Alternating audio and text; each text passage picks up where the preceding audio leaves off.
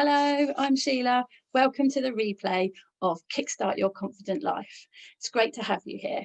So you're here because you're struggling with confidence in one area of your life or other. So what is confidence? Confidence, self-confidence, self-belief, they're all feelings of trust. So confidence is a feeling of trust in your ability, in your quality, in your judgments. And so if you're lacking self-confidence, then you're lacking the trust in yourself and your judgment. And then we suffer from all those lovely thoughts and those disempowering thoughts around imposter syndromes. I'm not good enough. I can't do it. I'll never be able to do it. That inner critic, the stories that we tell ourselves. And we spend too much time looking at the past bad things that have happened. So all the negative things the things that have gone wrong in our lives. And we spend not enough time looking at the things that have gone right in our lives. And actually, there's a huge amount of evidence to show that you are confident at lots of things, and lots of things have gone right in your life. But our natural instinct is to only dwell on the things that have gone wrong. And we dwell on the past. We dwell on the things, oh, I've tried that before and it's never worked. Or, last time I did that, it was a disaster, so I'm not doing it again. And we don't want to dwell. Reflect, yes, reflection is a good thing. Take some time to reflect on things that have happened as a learning exercise. What can I learn from this? How can I change things so that it'd be better for me next time? The other thing that we're amazing at is comparing ourselves. So we compare ourselves to other people. We see people out there, performing at their best. We scroll through social media, watching people live amazing lives. And we wonder, why aren't I like this? But remember that behind every social media post, there is a reality. They're showing you what they want you to see. They're showing you the best bits. They're making a Hollywood film out of their life, and they're not showing you behind the scenes. So it's really important that you don't compare yourself to anybody else. The only comparison is to you yesterday. What are you doing to improve your life so that you're a better person than you were yesterday? And remember as well that confident people, they might look confident, but inside they will be feeling those nerves. They'll still be having doubt. They still suffer from imposter syndrome. Confident looking people still suffer from all of those things. Confident people are just people that feel nervous and anxious, but get on and do it anyway. And confidence is all about practice.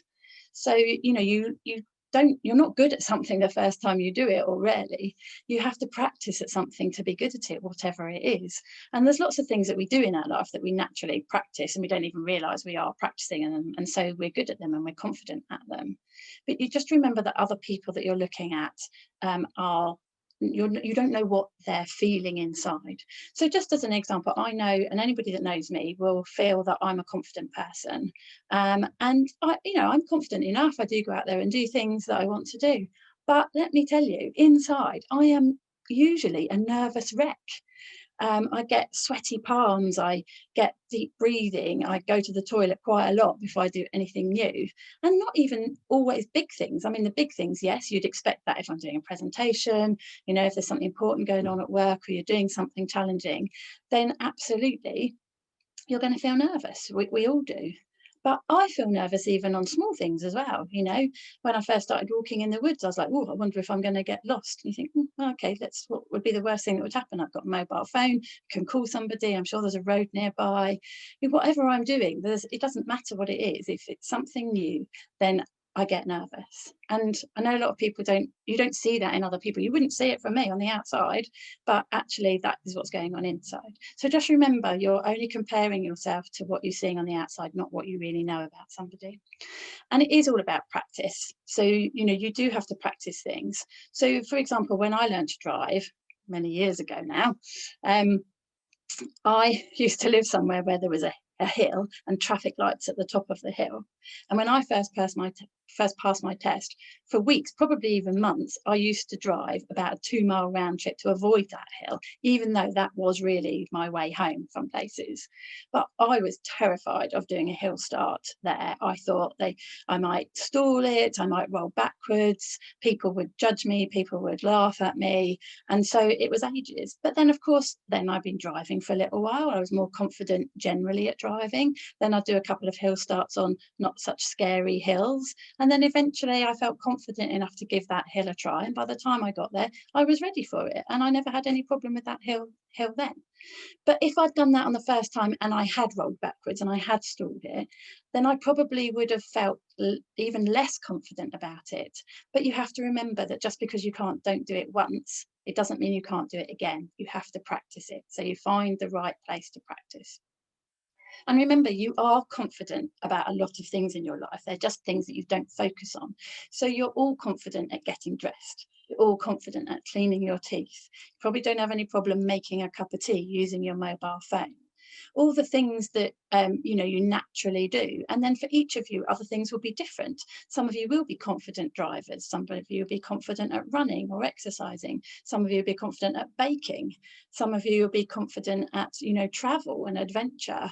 For what one thing that scares one person won't terrify another. So let's say somebody might be really happy about jumping out of a plane because they're adrenaline junkie, that's what they do, and somebody else is actually scared to go and walk down a new path that they've never been down before. We're all different, and that's another reason why you can't compare yourself to each other. But look at the things that you have done that you are good at. Stop looking at the things that haven't gone well and work out the things that have gone well. And even in something that hasn't gone quite so well, there's usually something, even if it's just say, well, that didn't go so well, but actually I found a way to get over it, or that didn't go so well, but I've learned this from that. Because there's always something that you can learn, and there's always a positive thing to think about. And remember that we all make our own choices. Now, there's always a choice. It might not be a nice choice, might not be a good choice. You might not be happy with the choice, but there is always a choice. And we can choose to be happy, or we could choose to be miserable.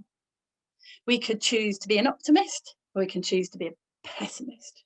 We could choose to be kind, or we can choose to be judgmental. And we can choose to be scared, or we can choose to be brave. You make that choice. That is all in your mind. It's all a mindset thing. Now, it's not always easy to make that choice, but you can always do it. You can always decide that you are going to be happy. It's going to be a good day. And even if something ruins that, you choose to rise above it. You choose to see the good things, and you choose that feeling that you want to have. Now, one of the things to consider is that things that happen in your life, it's not those things that impact on your life. It's not the situation that impacts on your life. It's the meaning that you attach to it. Now, that's quite deep. I'm not going to go into that too much here, but just remember, it's really important to remember that it's not what happens to us, but the meaning that we attach to it that impacts on our lives. Now, just as an example, I had a friend contact me the other day. Well, she was posting, and she was saying that a good friend of hers had just stopped talking to her, ignoring her posts, not liking anything, not returning any texts, not talking to her at all.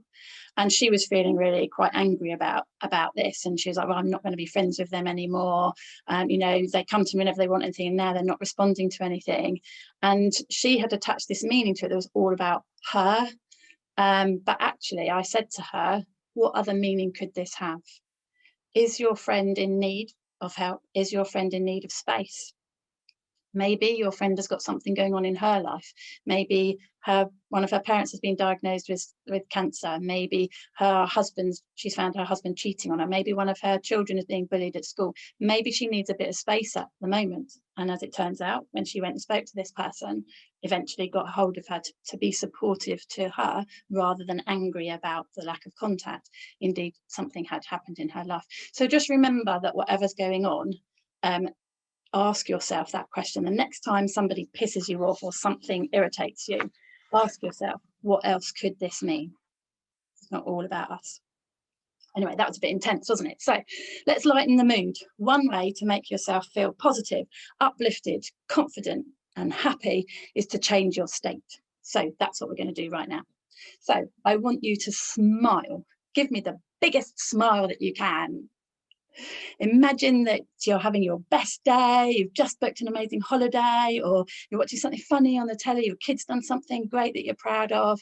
Really smile, because smiling triggers all your happy endorphins, all your hormones that make you feel good. So I want you to just smile. Go on, just for a second. Just give me a smile. Even if it's a fake smile, even if there's no sincerity behind it, it will move the muscles and it will actually lighten you up. It will lift your mood immediately. And once you do smile, then choose to smile a bit more. Choose to make it a real, sincere smile. Because when you do that, you'll suddenly feel a bit brighter and it will lift your spirits. Okay, so the other thing about mood is, and feeling more confident, is the state of your body. And what I mean by that is your physiology, your posture, the way you hold yourself. So you know that when you get fed up or bored or something, you find yourself slumping, your arms might cross, you might have your hands on your face, everything drops. And you are never going to be confident if you find yourself in this position. You're not going to learn anything. You're not going to enjoy anything. You're not going to feel good about anything, because you are just slumping, and that is not what you want. So again, quick confidence boost, stand up straight. So if you're sitting down at the moment, stand up, come on. If you don't want to stand up, then at least sit straight in your chair. And I just want you to move, just move, whatever it is, a bit of dancing, a bit of stretching, because moving your body, movement drives you. Movement makes you feel better. Movement will give you forward motion. So, you know, great advice for feeling good about things is to put on a lively tune, your favorite uplifting tune, and dance around your kitchen for a few minutes, and you will just find yourself, it will just make you feel so much better. Movement always makes you feel better. And, you know, just that. So anytime you feel yourself feeling down or lack of confidence or scared or nervous, any of those sort of like disempowering feelings, then stand up. Whatever you're doing, stand up. Find something to smile at. As I say, put on a bit of music or something, and immediately you change your state. And we spend a lot of time, oh, I can't get out of bed, I'm too anxious about this, I'm too sad about that. But actually you can choose, and movement will really help you do that. So just get yourself moving. Right, are you moving? Ready? Are you focusing? Okay, sit back down if you've stood up, that's great. But what I want you to do now is stay sitting upright. I want you to be focused on this, because we're going to crack on and go straight into step one of this 3-step process. But just before, I just want to let you know that any process, any method, any learnings that you make will only work if you take action. So you can sit and watch this video, watch it through, but if you don't listen and don't take notes and you don't take the action afterwards, then nothing will change. If you stay as you are, things will stay as you are. Nothing will change. So let's type in the chat, get you interactive. In fact, if this isn't live, then just write this down. Just write this down yourself. What, out of 10, how confident are you at this moment in your life? 0 being not confident at all, 10 being really confident. Presumably we won't have any 10s, otherwise you wouldn't be here watching this. So what are you thinking right now? You're thinking, well, it depends what you're talking about. Of course it does. You can't give your whole life a score out of 10 in a confidence stakes, because that is massive. And what does it mean anyway? Are you just sitting there saying, I just want to be more confident, I want a more confident life? Well, you might do, but that's too big.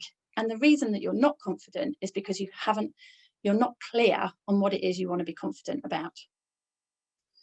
So step one of this process is to get clear.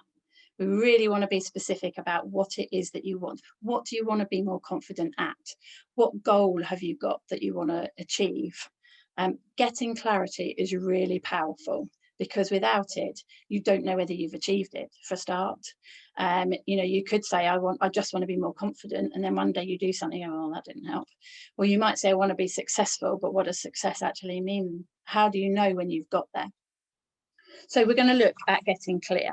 Now, so we want to look at what it is you want. So what do you want? So write it down. What do you want at the moment? Is it that you want to lose weight? Is it that you want to be confident enough to get a new job? Is it that you want to run your own business? Is it you want to have adventure and travel? Write it down. Be clear about what it is that you want to be confident at. Now, if you are sitting there struggling with that because you just think, I just want to be more confident in my life, then write a whole list of things. Everything that is impacting on your life, just write a whole list if that's what you want, but we'll probably take one thing to work through for this process. Now remember, what you want isn't what you should do. So don't think about what it is you should be doing. Don't think about things that you wish you could do, and definitely don't think about things that other people are telling you you should do, or other people are telling you that you really want. This is about you. This is about what you want and about getting clear about it. Because once you're clear about it, you can start to get more confident about it. Now, the other thing is, at this moment in time, do not worry about how you're going to do it, because that's the other thing that stops us. We think, oh, I wish I could learn French, but I don't know how I'm going to do that. I'm really crap at languages. I haven't got the time to do it. I want to run my own business, but I have no idea how I'm going to do it. So I'm just going to not do it. So do not think about the how. So whatever your dream is, whether it's a small thing you want to achieve or a massive life-changing dream, just be clear about what it is. And take a bit of time. If you want to pause this or you want to think about it afterwards, take a bit of time to properly pin down what it is, because this process will work whether it's a big dream that you've got or whether it's just a small thing. So you've got that. Think about it. If fear wasn't standing in your way, if you weren't worried at all about how you were going to do it, and you had a guarantee that it was going to work, what is it that you'd want to do? Okay, so make a note of it. Now, the next thing I want you to do is to look at what you've written and make sure it's specific. So let's say you've written, I want to lose weight. I want you to rewrite that says something like, I want to lose 2 stone within 8 months. Or I want to lose enough weight to get into the dress that I've had in the cupboard that I want to wear at my daughter's wedding, friend's party, whatever. Something specific. Imagine you're going to have to measure it so that you know whether you've been successful or not. Write it down like that. Maybe it's that you want to get fitter. What does that mean? Do you want to run a marathon? I want to run a marathon next year, so that gives me a year to plan, to prepare for it. Do you want to learn French? You know, specifically, I want to be able to order, a meal in a French restaurant when I go on holiday in 3 months' time. Be very specific about what it is that you want. I want to apply for the manager's job the next time it becomes available. I want to be ready to do that. So be specific about it. As I say, without being specific, you've got nothing to aim for. So that's step 1. Simple. Hey, you got that sorted? Excellent. So now you know what it is that you want to be confident enough at. Second step is to get committed to it. Why? Why do you want to do this? Let's have a real think about this, because the why you put behind it is actually the reason that you will do it. The what is great to be specific, but the why is what's really going to make this happen. So in order to get committed to being confident enough to do whatever it is you want, you have to know your why. So what impact will doing this thing have on your life? And what impact will it have if you don't do it?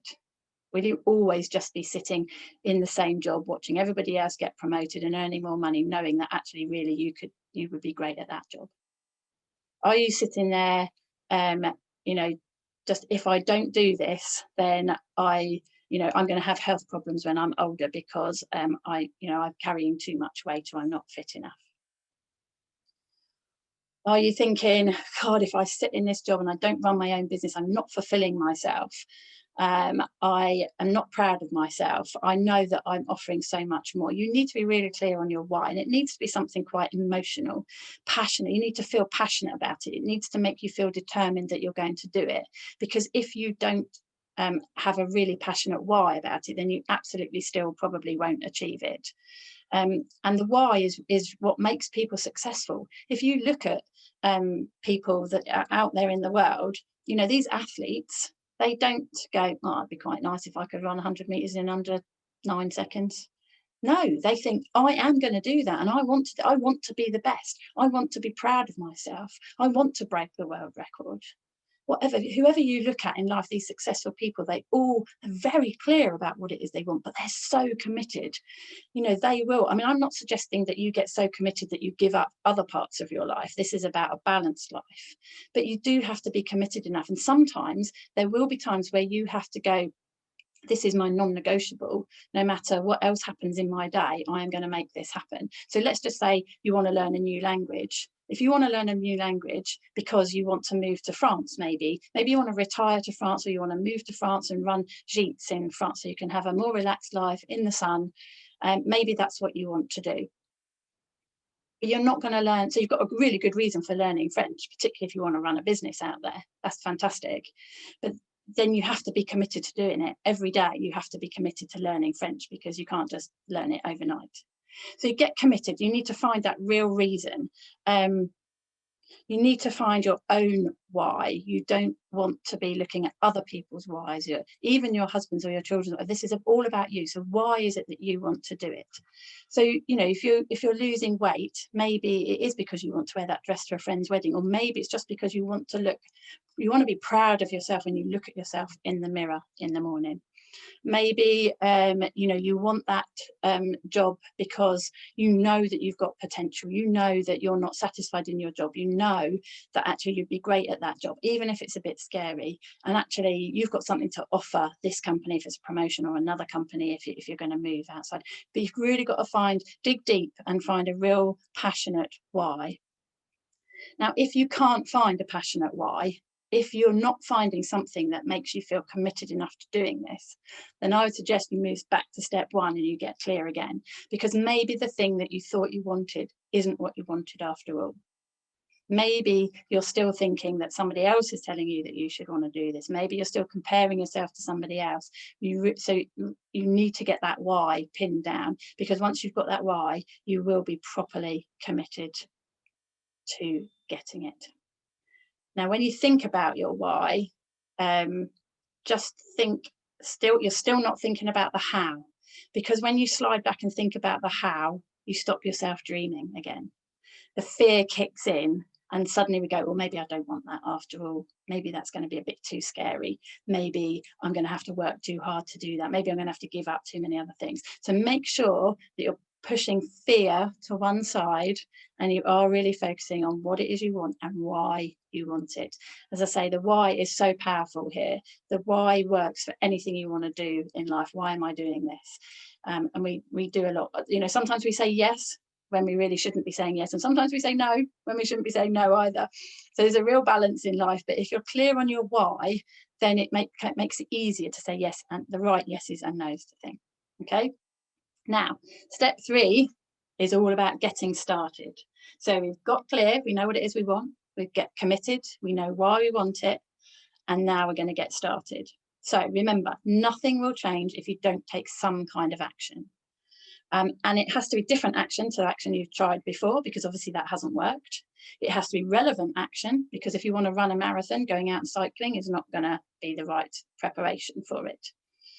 Now, also, people talk about massive action. You hear a lot about massive action, and massive action is important, because without massive action, then actually you'll stay playing small. But for now, I just want to get you started. So we are talking small action. We're talking finding the first step, the first bit of action that you can do to move you on your journey, one that's not too scary, one that's not too big. And then you need to decide, because deciding is actually the hardest part. Once you've decided that you want to do something, you'll find a way to do it. That's why we don't worry about the how until now. So things to consider. We tend to underestimate what we'll achieve in the long term and overestimate what we'll achieve in the short term. So what happens is we want quick results, and we're not realistic about things. So we want to run 5K, but we want to be able to do it at the weekend. You know, we want to lose weight, but we want to have lost a stone in 2 weeks. And that isn't realistic. There's no point in even thinking like that. Everything takes longer than you think it's going to, everything. So write that down, because it's really important. It's really important that you think that in the long term, you can achieve amazing things, big things. But in the short term, you have to start with small steps, and things will take longer than you think they will. Things will go wrong along the way. There will always be challenges, obstacles, people will get in your way, things will get in your way, time will get in your way, money will get in your way, all sorts of things will get in your way. But because you're committed, because you're clear, and because you're committed, you will find a way to get around them. And actually, sometimes those challenges become the things that you learn most from. They become the things that you're most proud of. They build your strength and your resilience and your skills and your capability. So don't be scared of the things that are going to go wrong. And sometimes your path gets knocked around a bit, but actually maybe that path is going to take you to an even better place than you thought you could get to. So you need to be committed to trying lots of different things. So when things go wrong, you will take a moment, because it will knock the stuffing out of you sometimes. And it's okay to have that moment of, like, you know, your little pity party where you feel sorry for yourself, but only a moment. And then you learn from it and you move on and you try something new, because you're committed to doing this, remember. So you try it one way, it doesn't work, try it another way. What do? If it doesn't work, you try another way. Still doesn't work, try another way. This is what successful people do, and they don't have to do big steps, small steps, but just keep trying a different way and finding a different way to do it, because other people are out there doing it, means you can do it. So let's talk about finding the first step to get you started. So this really is about, so if you want to run a marathon, for example, then your first step has to be to get out and exercise. Now, maybe if you don't do any running at all at the moment, you might start with walking. But you need to be committed to walking every day or every weekday. Whatever you decide your schedule is, you set it up. And then once you start walking, you get a bit faster with your walking. And then you end up doing, you know, you might run 100 yards, and then the next time you might run 500 yards. And you do it gradually. The same with anything. So if you want to learn French, then you get started. Download the app, download an app, buy a book. That's the first step, do something. And then you say to yourself, okay, so every day I'm going to do 10 minutes of learning French. And every day you have to make sure you do that 10 minutes. And this is what I say about these things that become your non-negotiable. So a while ago, a couple of years ago, I decided that I wanted to lose weight. So just to give you an example about how all of this pulls together.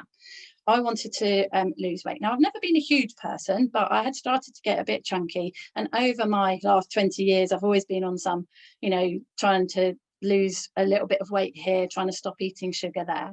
And it came a point where I was looking at myself in the mirror and I just didn't like myself. And I got clear on what I wanted, was that I wanted to look at myself in the mirror and feel proud of myself, and not feel that my clothes were sitting too tightly, not feel that little bit podgy. So I got clear about it. Now, when I did this, it was November. And there was a moment where I said to myself, let's not worry about it till the new year because it's Christmas. And then I had a word with myself and I said, no, Sheila, because Christmas is still 5 weeks away. You could lose half a stone in that 5 weeks. And then, okay, maybe you put a bit on over Christmas, but at least it's not on top of the weight that you've lost. So that's what I did. I got really clear with myself and I was really committed. And I lost half a stone before Christmas. And then I gradually lost the weight that I wanted to lose. And I lost nearly 2.5 stone over 8 months. And the way I did that was by walking. It was all about exercise. I was doing exercise, but I wasn't very committed to it. But I now walk 5 miles every day. And I started off by walking 5 kilometres, which is 3 miles, and then it gradually got more. And that was the main reason. I stopped snacking as well. So I'm not going to pretend it's all about walking. Losing weight was through walking and stopping snacking. So both of those things were really important to me, and they became my non-negotiables. So my walk, no matter what else happens in my day, I get up every morning and I walk for 5 miles. Now it takes an hour and a half, close to, so it's a big chunk out of my day, but it is my non-negotiable now, and I've been doing that for nearly 2 years now. I haven't put the weight back on.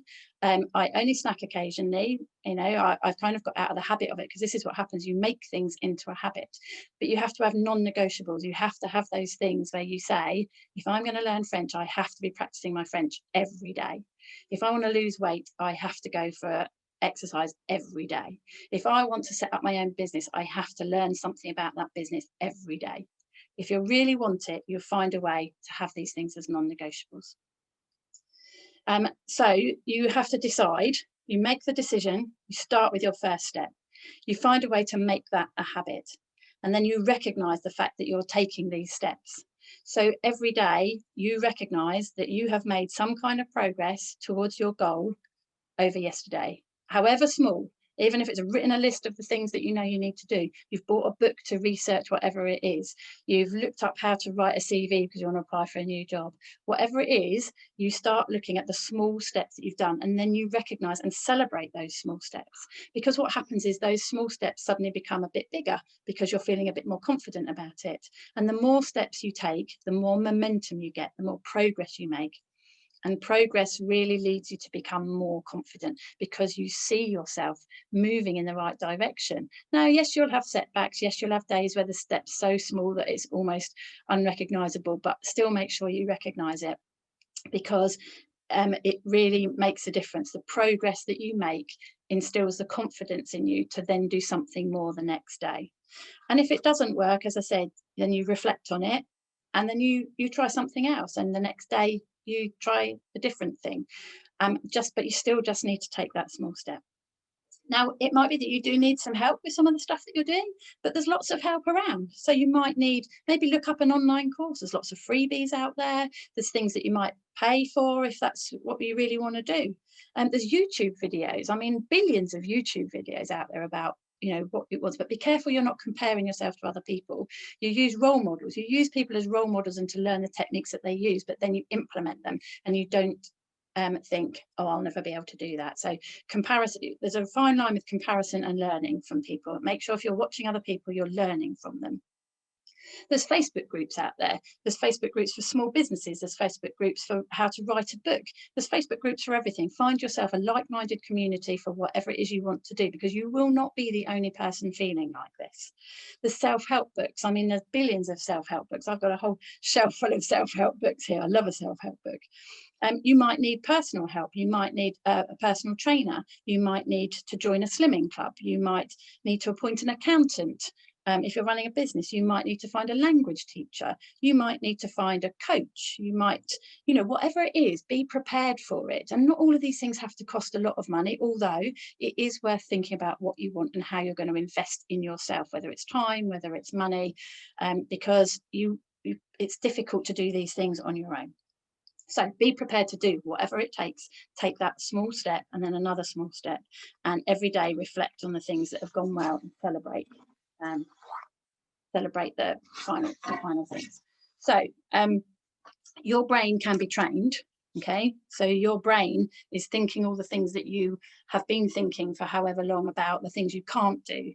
It's thinking about the things that when they went wrong. Now you can train your brain to think the other way. You can train your brain to focus on the things that have gone well. You can train your brain to think that you are a successful businesswoman, that you are a Jeep owner in France, that you are the next manager for that job, that you are going to get into that dress. There's lots of affirmations and visualizations and things you can do, but either way, you can, whichever you choose, you can train your brain. And as I said, every step forward equals progress, and you'll gain momentum, and the nerves that you've got will start to become excitement, joy, and happiness. So I wanted to give you one last example, and then I have got one last tip for you as well. So a few years ago, I had been leading, so I ran customer service, I run a contact centre, and I recognised that we wanted to be more digital, and we've been going along a bit of a digital journey, but the exec team weren't quite getting it. And I just knew that we needed somebody to lead digital transformation. And eventually the exec team realised that they needed this. They had a consultant come in who told them they needed somebody to help them lead digital transformation. Now, I decided, I was clear that I was that person. And actually, if you spoke to a lot of people in the organisation, they would have said, Sheila's your person for that. But they didn't know that. The exec team didn't know that really. But I was really clear that I wanted that job. Whatever job they were going to do to lead digital transformation, it was mine. I wanted it. I was really committed to this because I really believed in digital transformation. I really believed that I had the skills to do this job. I really believed I had the passion to do this job and that I would do the best thing for the organisation. So to get started, I had to go and speak to the chief exec. Oh my God, that was a day that I was terrified. Do you know, his office was up one flight of steps. And I walked up that flight of steps. My legs were like jelly. My palms were sweaty. I couldn't breathe. And I got to the top and I got to his door. And I was so out of breath. It was like I'd literally run 5 kilometers to get there. But I took a breath. I went in. I made some joke about the fact that how unfit I was. And then we sat down and I pitched to him. Basically, I pitched to him in very stuttery language to start with before I got on a roll about why this job should be mine. Now, I was really committed to that and it was a really scary thing to do. And actually, I could have not. I could have just left it. I could have waited to see if they advertised the job and then applied for it. I could have just let them go out and get somebody else. But I knew that this is what I wanted. And no matter how terrified I was at having that conversation, I was determined to do it. And so I did. I did get the job eventually. There was a bit of a process and I helped them put a job description and that together and I did get the job. So it did work out for me. And it does. Sometimes these things do work out. Sometimes they might not. He might have said no, but I had nothing to lose. What would have been the worst thing that happened if he'd said no? Or if he'd said, we're going to advertise externally, you can apply for it. Any of those things, none of those things would have been a problem, would they? If he'd said no, I'd still had a job. But it didn't. I took that brave step and I went and spoke to him and I got the job. So it can be done.